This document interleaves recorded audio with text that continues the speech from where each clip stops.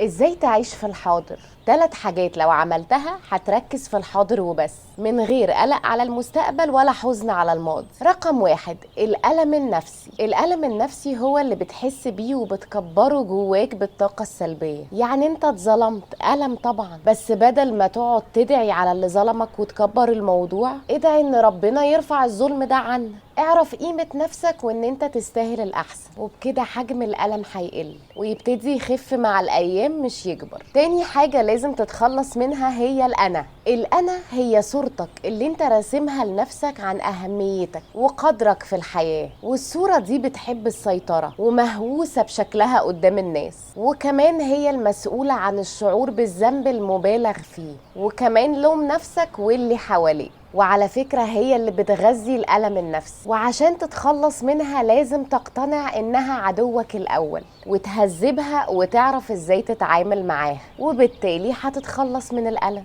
آخر حاجة لازم تتخلص منها هي إدمان التفكير. لو قعدت تفكر في الموضوع كتير قوي هتديله أكبر من حجمه، هيسيطر على عقلك ودماغك مش هتقف، فما تستجيبش للصوت اللي جواك اللي بيفضل يكرر عليك كل حاجة مضايقاك. وقفه فورا، اشغل نفسك، قوم اعمل اي حاجة، كلم واحد صاحبك واتكلموا في اي موضوع تاني، قوم اتفرج على حاجة في التلفزيون، ان شاء الله تقوم تعمل شاي، المهم تغير الموضوع. الكلام ده من كتاب قوة الآن. قولولي بتعملوا ايه عشان تركزوا في الحاضر وبس.